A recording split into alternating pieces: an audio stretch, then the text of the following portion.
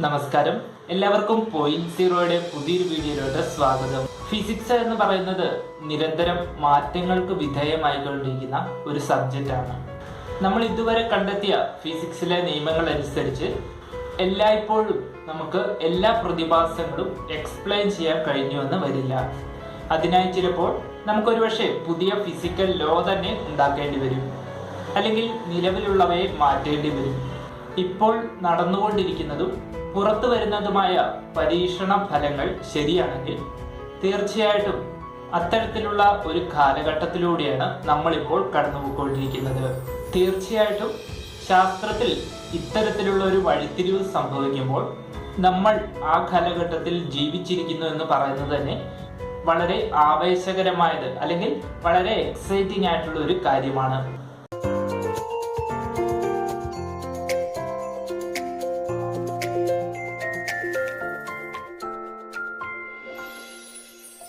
മനുഷ്യൻ ഇന്ന് കണ്ടുപിടിച്ചിട്ടുള്ള അടിസ്ഥാനപരമായ എല്ലാ കണങ്ങളെയും അല്ലെങ്കിൽ എല്ലാ പാർട്ടിക്കിളുകളെയും ഉൾപ്പെടുത്തിക്കൊണ്ട് ഒരു തിയററ്റിക്കൽ മോഡലാണ് സ്റ്റാൻഡേർഡ് മോഡൽ എന്ന് പറയുന്നത്. ഇപ്പോൾ ഉള്ളതിൽ വെച്ച് ഏറ്റവും മികച്ച ഒരു തിയററ്റിക്കൽ മോഡലാണ് ഈ സ്റ്റാൻഡേർഡ് മോഡൽ എന്ന് പറയുന്നത്. ഈ ഒരു സ്റ്റാൻഡേർഡ് മോഡലിൽ 17 തരത്തിലുള്ള പാർട്ടിക്കിളുകളുണ്ട്. നമുക്കറിയാവുന്ന ഇലക്ട്രോൺ ഒക്കെ ഈ ഒരു സ്റ്റാൻഡേർഡ് മോഡലിൽ ലെപ്റ്റോൺസ് എന്ന് പറയുന്ന കാറ്റഗറിയിലാണ് വരുന്നത്. അതുപോലെ തന്നെ പ്രോട്ടോണും ന്യൂട്രോണും ഒക്കെ ഉണ്ടായിരിക്കുന്നത് അടിസ്ഥാനപരമായ കണങ്ങളായ ക്വാർക്കുകൾ കൊണ്ടാണ്. ഇവയൊക്കെ പൊതുവായി ഫെർമിയോൺസ് എന്ന കാറ്റഗറിയിലാണ് ഉൾപ്പെടുത്തിയിരിക്കുന്നത്. അതുപോലെ തന്നെ പ്രകാശത്തിന്റെ കണമായ ഫോട്ടോൺ ഒക്കെ ബോസോൺ എന്ന് പറയുന്ന കാറ്റഗറിയിലാണ് വരുന്നത്. അങ്ങനെ ടോട്ടൽ 17 തരത്തിലുള്ള അടിസ്ഥാന കണങ്ങളെയാണ് കണ്ടെത്തിയിരിക്കുന്നത്. ഈ 17 പാർട്ടിക്കിളുകളിൽ നമുക്കറിയാവുന്ന 4 ഫണ്ടമെന്റൽ ഫോഴ്സുകൾ, അതിലെ 3 ഫണ്ടമെന്റൽ ഫോഴ്സുകൾക്ക് കാരണമായ അടിസ്ഥാന കണങ്ങളും ഇതിൽ ഉൾപ്പെടുത്തിയിരിക്കുന്നു. ഈ ഒരു സ്റ്റാൻഡേർഡ് മോഡൽ ഉപയോഗിച്ചുകൊണ്ട് നമുക്ക് പല സബ് ആറ്റോമിക് പാർട്ടിക്കിളിന്റെയും പല പ്രോപ്പർട്ടീസും വളരെ കൃത്യമായി പ്രെഡിക്റ്റ് ചെയ്യാനായിട്ട് സാധിക്കും. 1970-ലാണ് ഈ സ്റ്റാൻഡേർഡ് മോഡൽ ഇൻട്രൊഡ്യൂസ് ചെയ്തത്. അതിനുശേഷം കാലം മുന്നോട്ട് പോകുന്നതനുസരിച്ച് പല നിരീക്ഷണങ്ങളുടെയും പരീക്ഷണങ്ങളുടെയും ഫലമായി ഈ സ്റ്റാൻഡേർഡ് മോഡലിൽ പല പരിഷ്കാരങ്ങളും വരുത്തിയിട്ടുണ്ട്. ഈ ഒരു സ്റ്റാൻഡേർഡ് മോഡലിന് എക്സ്പ്ലെയിൻ ചെയ്യാൻ സാധിക്കാത്ത പല കാര്യങ്ങളും ഉണ്ട്. നമ്മുടെ ഫണ്ടമെന്റൽ ഫോഴ്സായ ഗ്രാവിറ്റിക്ക് ഈ ഒരു സ്റ്റാൻഡേർഡ് മോഡലിൽ യാതൊരുവിധ സ്ഥാനവും ഇല്ല. ഗ്രാവിറ്റോൺ എന്ന് പറയുന്ന ഒരു പാർട്ടിക്കിള് തികച്ചും ഹൈപ്പോത്തറ്റിക്കൽ ആയിട്ടുള്ള ഒരു കാര്യമായിട്ട് തന്നെയാണ് ഇന്നും നിലനിൽക്കുന്നത്. നമ്മുടെ മഹാവിസ്ഫോടനം സംഭവിക്കുന്ന സമയത്തുണ്ടായ ഓർഡിനറി മാറ്റർ അല്ലെങ്കിൽ സാധാരണ ദ്രവ്യത്തിന് ഒപ്പം രൂപം കൊണ്ട എല്ലാ ആന്റി മാറ്ററുകൾക്കും എന്താണ് സംഭവിച്ചത് എന്ന് ഈ ഒരു സ്റ്റാൻഡേർഡ് മോഡലിന് ഉത്തരമില്ല. പോരാഴികകളെല്ലാം പരിഹരിച്ചുകൊണ്ട് അതിനെ റീപ്ലേസ് ചെയ്യാനായിട്ട് പല പുതിയ ആശയങ്ങളും മുന്നോട്ട് വന്നിട്ടുണ്ട്. തിയറി ഓഫ് എവരിത്തിങ്, ഇത് ഫിസിക്സിനെ യൂണിഫൈ ചെയ്യുകയാണ് ചെയ്യുന്നത്. ഇന്നേ വരെ ഫിസിക്സിലുള്ള എല്ലാ കാര്യങ്ങളും ഈ ഒരു തിയറി വെച്ചിട്ട് എക്സ്പ്ലെയിൻ ചെയ്യാനായിട്ട് സാധിക്കണം. അതുപോലെ തന്നെ നമുക്ക് ചുറ്റുമുള്ള ചുരുളഴിയാതെ കിടക്കുന്ന പല നിഗൂഢതകൾക്കും ഉത്തരം നൽകാനായിട്ട് ഈ ഒരു തിയറി കൊണ്ട് സാധിക്കണം.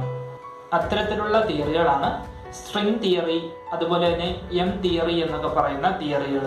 ഇവയുടെ ഒരു പ്രശ്നം എന്താന്ന് വെച്ചാൽ ഇവയൊക്കെ തിയററ്റിക്കൽ ആയിട്ടുള്ള അല്ലെങ്കിൽ ഗണിതപരമായിട്ടുള്ള കാര്യങ്ങൾ മാത്രമാണ്.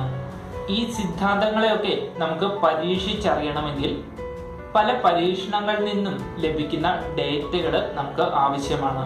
എന്നാൽ മാത്രമേ നമുക്ക് ഈ സിദ്ധാന്തങ്ങൾ എത്രമാത്രം ശരിയാണെന്ന് പറയാനായിട്ട് സാധിക്കത്തുള്ളൂ. ഹൈ എനർജി എക്സ്പെരിമെന്റ് വഴി ഒരുപക്ഷെ നമുക്കിപ്പോൾ ലഭിച്ചിരിക്കുന്ന വിവരങ്ങൾ ഒരുപക്ഷെ അത്തരത്തിലുള്ള ഡേറ്റകൾ ആയിരിക്കാം. പ്രധാനമായും 3 എക്സ്പെരിമെന്റൽ സ്റ്റേഷനുകളിലാണ് പഠനങ്ങളും നിരീക്ഷണങ്ങളും നടന്നുകൊണ്ടിരിക്കുന്നതും. US-ലുള്ള ബ്രൂക്ക്ഹാവൻ എന്ന് പറയുന്ന എക്സ്പെരിമെന്റൽ സ്റ്റേഷൻ, അതുപോലെ തന്നെ US-ന്റെ ഫെർമി ലാബ്, അതുപോലെ തന്നെ ജനീവയിലുള്ള ലാർജ് ഹാഡ്രോൺ കൊളൈഡർ. ഇവിടുന്നുള്ള പരീക്ഷണ നിരീക്ഷണ ഫലങ്ങൾ പറയുന്നത് മ്യൂൺ എന്ന് പറയുന്ന sub atomic particle standard model വെച്ച് പ്രെഡിക്റ്റ് ചെയ്തതുപോലെയല്ല ബിഹേവ് ചെയ്യുന്നത്, തികച്ചും വ്യത്യസ്തമായിട്ടാണ്. അതായത് തിയറിയുടെ റിസൾട്ടും എക്സ്പെരിമെന്റിന്റെ റിസൾട്ടും തമ്മിൽ വളരെ വ്യത്യാസമുണ്ട്. ഇലക്ട്രോണിന്റെ തന്നെ എക്സാക്റ്റ് കോപ്പിയാണ് മ്യൂവോൺ എന്ന് നമുക്ക് പറയാനായിട്ട് സാധിക്കും. ഇവ തമ്മിലുള്ള ഏക വ്യത്യാസം എന്ന് പറയുന്നത് മാസിലാണ്. ഇലക്ട്രോണിന്റെ മാസിനെക്കാട്ടിലും 200 മടങ്ങാണ് മ്യൂവോണിന്റെ മാസ്. അതുപോലെ തന്നെ ഈ മ്യൂവോൺ ഉണ്ടായി കഴിഞ്ഞാൽ ഏകദേശം 2.2 മൈക്രോ സെക്കൻഡ് മാത്രമേ ഇതിന് ആയുസ് ഉണ്ടായിരിക്കത്തുള്ളൂ. അതിനുശേഷം അത് ഇലക്ട്രോൺ ആയിട്ട് ഡീകേ ചെയ്യുകയാണ് ചെയ്യുന്നത്. നമ്മുടെ ഇപ്പം 100 മ്യൂവോൺ പാർട്ടിക്കിളുകൾ ഉണ്ടെങ്കിൽ 2.2 മൈക്രോ സെക്കൻഡ് ആകുമ്പോഴത്തേക്കും അത് 50 എണ്ണമായിട്ട് ചുരുങ്ങും. അതുപോലെ തന്നെ 4.4 മൈക്രോ സെക്കൻഡ് ആവുകയാണെങ്കിൽ അത് 25 എണ്ണമായിട്ട് വീണ്ടും ചുരുങ്ങും. അത്രയധികം ചെറിയൊരു ഹാഫ് ലൈഫാണ് നമ്മുടെ മ്യൂവോൺ എന്ന് പറയുന്ന പാർട്ടിക്കിളിന് ഉള്ളത്. എന്നാൽ പ്രകാശ വേഗതയുടെ അടുത്തുള്ള വേഗതയിൽ സഞ്ചരിച്ചാൽ ഇതിന്റെ ആയുസ് നീട്ടിക്കിട്ടുമെന്നാണ് തിയറി ഓഫ് റിലേറ്റിവിറ്റി ആപേക്ഷികത സിദ്ധാന്തം പറയുന്നത്. മ്യൂവോൺ എന്ന് പറയുന്നത് ഒരു ഫണ്ടമെന്റൽ പാർട്ടിക്കിൾ ആണ്.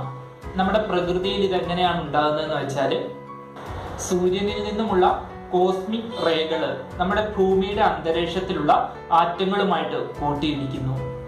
ഇങ്ങനെ കൂട്ടിയിടിക്കുമ്പോൾ ഉയർന്ന ഊർജത്തിൽ അല്ലെങ്കിൽ ഹൈ എനർജിയിൽ മറ്റാറ്റങ്ങളുമായിട്ട് ഇവ കൂട്ടിയിടിക്കുന്നു. ഇങ്ങനെ ഉണ്ടാകുന്ന കൂട്ടിയിടിയിലൂടെയാണ് മ്യൂവോൺ പാർട്ടിക്കിളുകൾ ഉണ്ടാകുന്നത്. നമുക്ക് പാർട്ടിക്കിൾ ആസിലേറ്ററുകൾ ഉപയോഗിച്ചുകൊണ്ട് ഹ്യൂജ് എമൗണ്ട് ഓഫ് മ്യൂവോണുകളെ ഉണ്ടാക്കിയെടുക്കാനായിട്ട് സാധിക്കും. നമ്മളിപ്പോൾ ഒരു കാന്തം എടുക്കുകയാണെങ്കിൽ കാന്തത്തെ ഒരുപാട് ചെറിയ ചെറിയ കഷ്ണങ്ങളായിട്ട് ഡിവൈഡ് ചെയ്യുകയാണെങ്കിൽ നമുക്ക് അതിനെ മോളിക്യൂൾ ആക്കാനായിട്ട് സാധിക്കും. അതുപോലെ തന്നെ ആറ്റം ആക്കാനായിട്ട് സാധിക്കും. ഈ ആറ്റത്തിലുള്ള ഇലക്ട്രോൺ എന്ന് പറയുന്നത് ഒരു മാഗ്നറ്റ് ആണ്. ഇലക്ട്രോണിന് ചാർജുമുണ്ട്, അത് സ്വയം കറങ്ങുന്നതുമുണ്ട്. അതുകൊണ്ട് തന്നെ അതൊരു മാഗ്നറ്റ് ആയിട്ടാണ് ആക്ട് ചെയ്യുന്നത്. നമുക്കറിയാവുന്ന ഏറ്റവും ചെറിയ മാഗ്നറ്റ് എന്ന് പറയുന്നത് ഇലക്ട്രോൺ ആണ്. മ്യൂവോൺ എന്ന് പറയുന്നത് ഇലക്ട്രോണിനെ അപേക്ഷിച്ച് മാസിൽ മാത്രമേ വ്യത്യാസമുള്ളൂ. അതുകൊണ്ട് തന്നെ മ്യൂവോണും ഒരു ചെറിയൊരു കാന്തമായിട്ടാണ് ആക്ട് ചെയ്യുന്നത്. ഈ എക്സ്പെരിമെന്റൽ സ്റ്റേഷനിലൊക്കെ നടത്തിയ പരീക്ഷണം എങ്ങനെയാന്ന് വെച്ചാൽ ഈ മ്യൂവോണിനെ എടുത്തുകൊണ്ട് ഒരു കാന്തിക മണ്ഡലത്തിൽ കൊണ്ടുപോയി വെക്കുന്നു. മ്യൂവോൺ തന്നെ ചെറിയൊരു മാഗ്നറ്റ് ആയിട്ടാണ് ആക്ട് ചെയ്യുന്നത്. അതുകൊണ്ട് തന്നെ ഈ മ്യൂവോണിന്റെ ഉള്ളിലുള്ള പ്രവർത്തനങ്ങൾ അല്ലെങ്കിൽ കാന്തിക മണ്ഡലങ്ങൾ എക്സ്റ്റേണൽ ആയിട്ടുള്ള വെളിയിലുള്ള കാന്തിക മണ്ഡലവുമായി ഇന്ററാക്ട് ചെയ്യുന്നു. ഈ മ്യൂവോണിന്റെ അകത്തുള്ള ഇന്റേണൽ മാഗ്നറ്റിക് ഫീൽഡിന്റെ ശക്തിക്കനുസരിച്ച് പുറത്തുള്ള എക്സ്റ്റേണൽ മാഗ്നറ്റിക് ഫീൽഡിൽ കൂടെ ചലിക്കുന്നു, അല്ലെങ്കിൽ ഒരു പമ്പരം കണക്ക് കറങ്ങി കറങ്ങി നിൽക്കുന്നു. മ്യൂവോണിന്റെ ഈ ഒരു ചലനത്തിന്റെ അല്ലെങ്കിൽ ഇങ്ങനെയുള്ള വോബ്ലിങ്ങിന്റെ റേറ്റ് എന്ന് പറയുന്നത് നമ്മൾ മാത്തമാറ്റിക്കലായിട്ട് ഒരു ഇക്വേഷൻ വഴി റെപ്രസെന്റ് ചെയ്യുകയാണെങ്കിൽ ജി ഫാക്ടർ ജി എന്ന് പറയുന്ന ഒരു ലെറ്റർ വെച്ചിട്ടാണ് റെപ്രസെന്റ് ചെയ്യുന്നത്. സ്റ്റാൻഡേർഡ് മോഡൽ അനുസരിച്ച് മ്യൂവോണിന്റെ ഈ ജി ഫാക്ടറിന്റെ വാല്യൂ എക്സാക്റ്റ് ആയിട്ട് 2 ആണ് വരേണ്ടത്, അല്ലെങ്കിൽ തിയററ്റിക്കൽ വാല്യൂ 2 ആണ്. ബ്രൂഹാവാൻ എക്സ്പെരിമെന്റൽ സ്റ്റേഷനിൽ 2001 ഇത്തരത്തിലുള്ള ഒരു എക്സ്പെരിമെന്റ് നടത്തുകയുണ്ടായി. അവർക്ക് കിട്ടിയ ഹ്യൂജ് ഡേറ്റ അനലൈസ് ചെയ്തപ്പോൾ ഈ ജി ഫാക്ടറിന്റെ വാല്യൂവിൽ വ്യത്യാസമുണ്ടായിരുന്നു. ഈ ഒരു എക്സ്പെരിമെന്റ് വീണ്ടും വളരെ കൃത്യതയുള്ള കണക്കുകൂട്ടലുകൾ നടത്തി വളരെ ആക്യുറേറ്റ് ആയിട്ട് ഫെർമി ലാബിൽ വീണ്ടും ചെയ്യുകയുണ്ടായി. അതിന്റെ ഒരു റിസൾട്ട് ഇക്കഴിഞ്ഞ 2021 ഏപ്രിൽ 7 പ്രസിദ്ധീകരിക്കുകയുണ്ടായി. അവർക്ക് കിട്ടിയ റിസൾട്ടും 2001 ബ്രൂഹാവൻ എക്സ്പെരിമെന്റൽ സ്റ്റേഷനിൽ നിന്ന് ലഭിച്ച റിസൾട്ടിനെ ശരിവെക്കുന്നതായിരുന്നു. ജി ഫാക്ടറിന് സ്റ്റാൻഡേർഡ് മോഡൽ അല്ലെങ്കിൽ തിയററ്റിക്കലായിട്ട് കാൽക്കുലേറ്റ് ചെയ്ത വാല്യൂവിൽ നിന്നും വ്യത്യാസമുണ്ട്. എക്സ്പെരിമെന്റൽ വാല്യൂ തിയററ്റിക്കൽ വാല്യൂ തുല്യമല്ലെങ്കിൽ നമുക്ക് എത്തിച്ചേരാൻ പറ്റുന്ന ഒരു നിഗമനം എന്ന് പറയുന്നത് മ്യൂവോണിന് ചുറ്റുമുള്ള കണികകളെ കുറിച്ചുള്ള നമ്മുടെ ധാരണ തെറ്റായിരിക്കാം, അല്ലെങ്കിൽ ഫിസിക്സിന് എന്തോ കാര്യമായ തെറ്റുണ്ടായിരിക്കാം. ഫെർമി ലാബിലെ കൂടുതൽ കൃത്യതയുള്ള പരീക്ഷണങ്ങളിലൂടെ എവിടെയോ പിശകുണ്ട് എന്ന ധാരണ ബലപ്പെട്ടിരിക്കുന്നു. നമുക്കിതുവരെ പിടിതരാത്ത ഏതോ അദൃശ്യമായ ഒരു കണം അല്ലെങ്കിൽ അദൃശ്യമായ ഒരു ഫോഴ്സ് മ്യൂവോൺ ഉണ്ടാക്കുന്നുണ്ടായിരിക്കാം. ഇങ്ങനെ എക്സ്പെരിമെന്റ് കണ്ടക്ട് ചെയ്യുമ്പോൾ മ്യൂവോണിന്റെ കാന്തികതയെ പറ്റി ഇവർ പഠിക്കുന്നത് എങ്ങനെയാന്ന് വെച്ചാൽ, മ്യൂവോൺ എന്ന് പറയുന്ന പാർട്ടികൾ ഒരു വലയത്തിലൂടെ ഇങ്ങനെ കറങ്ങിക്കൊണ്ടിരിക്കുകയാണ്. ഇങ്ങനെ കറങ്ങുന്ന സമയത്ത് മ്യൂവോൺ ഡീകേ ആയി ഇലക്ട്രോൺ ആയി മാറുന്നു. ഇവയുടെ എനർജി അല്ലെങ്കിൽ ഊർജം അളന്നെടുത്താൽ നമുക്ക് മ്യൂവോണിന്റെ കാന്തികതയെ പറ്റി മനസ്സിലാക്കാനായിട്ട് സാധിക്കും. നമുക്ക് കിട്ടിയ റിയൽ വാല്യൂമായിട്ട് ലെഫ്റ്റിലോട്ടും റൈറ്റിലോട്ടും എത്രമാത്രം ഡീവിയേഷൻ ഉണ്ട് അതിനെ സൂചിപ്പിക്കുന്ന ഒരു ഘടകമാണ് സ്റ്റാൻഡേർഡ് ഡീവിയേഷൻ എന്ന് പറയുന്നത്. ഗ്രീക്ക് ലാബായ സിഗ്മ വെച്ചിട്ടാണ് റെപ്രസെന്റ് ചെയ്യുന്നത്. ബ്രൂക്ക്ഹാവനിൽ നിന്നും ഫെർമി ലാബിൽ നിന്നും ലഭിച്ച റിസൾട്ടുകൾക്ക് 4.2 സിഗ്മയാണ് നിലവിൽ ഉള്ളത്. എന്നാൽ ഇവയുടെ എററുകൾ കുറച്ച് കൂടുതൽ കൃത്യമായ രീതിയിൽ ഏകദേശം 5 സിഗ്മയിലേക്ക് അടുത്തെത്തിക്കാനായിട്ടാണ് ഇപ്പോൾ ഇവർ ശ്രമിച്ചുകൊണ്ടിരിക്കുന്നത്. കൂടുതൽ കൃത്യതയ്ക്ക് വേണ്ടി ജനീവയിലുള്ള ലാർജ് ഹൈഡ്രോൺ കൊളൈഡറിലുള്ള റിസർച്ചേഴ്സ് സ്റ്റാൻഡേർഡ് മോഡലിന് എക്സ്പ്ലെയിൻ ചെയ്യാൻ സാധിക്കാത്ത കൂടുതൽ കണ്ടെത്തലുകൾ നടത്തിയിട്ടുണ്ട്.